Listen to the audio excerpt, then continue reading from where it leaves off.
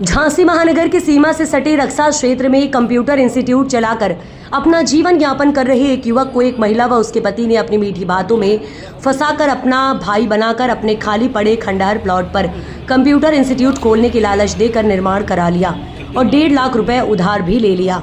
आपको बता दें कि जब युवक ने 5 साल का एग्रीमेंट करने की बात कही तो दोनों मुकर गए और उसे झूठे मुकदमे में फंसाकर जेल भेजने की धमकी देने लगे। यही नहीं, उसके साथ मारपीट भी की गई और प्लॉट खाली करने की धमकी भी दी गई।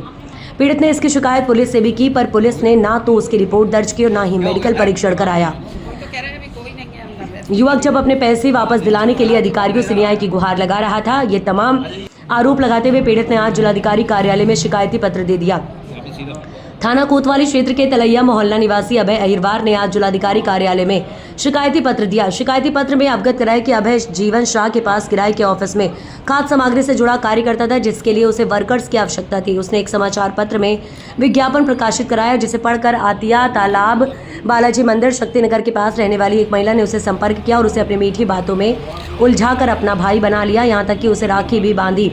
पर अभय को समझ नहीं पाया। कुछ दिन बाद जीवन शाह का ऑफिस बंद हो गया तो उसने ग्राम रक्षा में कंप्यूटर इंस्टीट्यूट खोला। तभी से दोनों पति पत्नी उसे रक्षा का इंस्टीट्यूट खाली कर अपने आतिया तालाब वाले घर के पास इनका खाली पड़ा प्लॉट पर निर्माण कराकर इंस्टीट्यूट खोलने के लिए दबाव बनाने लगे हैं।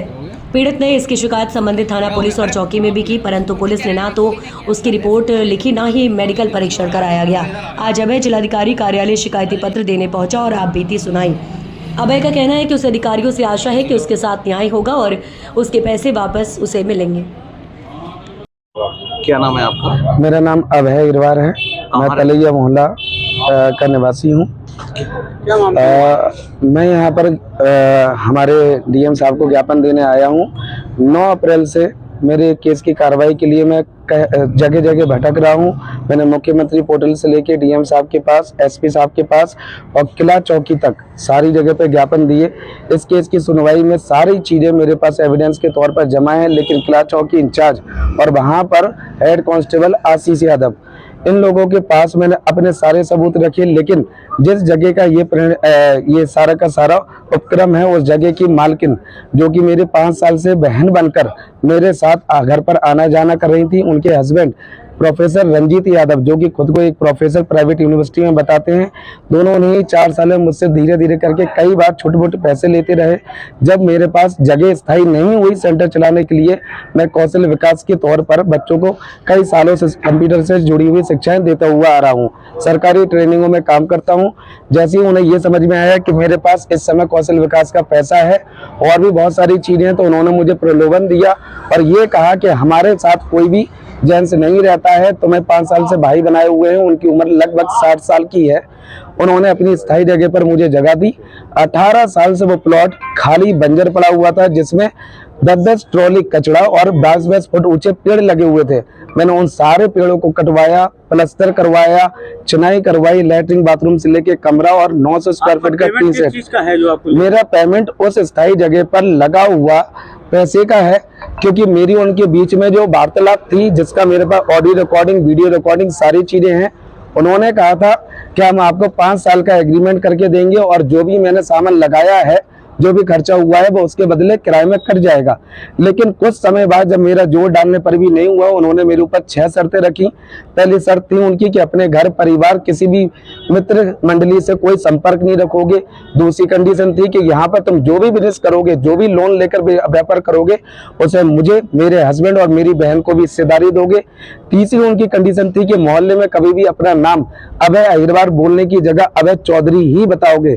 चौथी कंडीशन उन्होंने रखा था कि मोहल्ले में जितना भी लोग हो पूछें तुमसे कि ये पैसा, ये चीज किसने बनाई, तो बोलोगे कि मैं तो फुटपाथ पर रहने वाला था, फिर रहा था, माँ बाप मेरे हैं नहीं, तो हमने छत्र छाया करवाई है।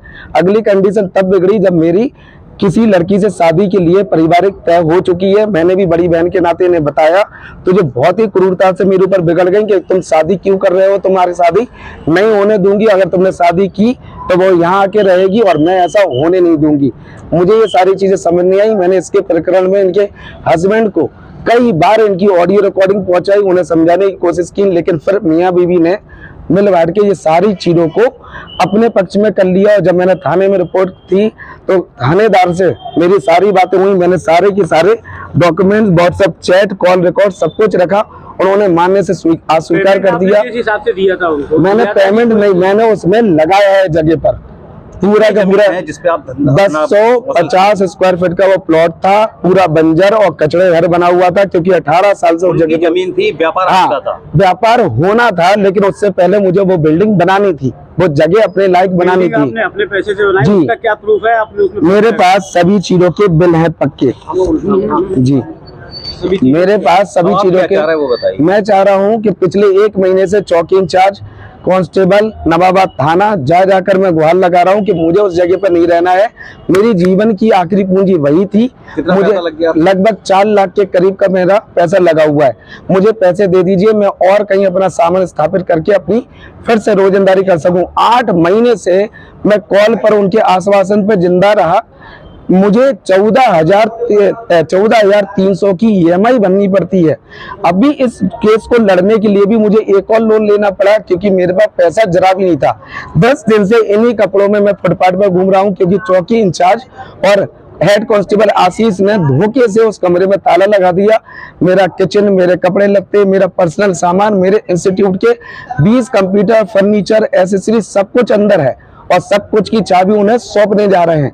मुझे कल नवाबार बुलाकर जबरदस्ती जोर डालकर धमकी दी गई कि साइन करो, 2 दिन में तुम सामान हटाओगे और तुम्हारा सामान आधा चोरी हो जाए, हमारी कोई जिम्मेदारी नहीं है।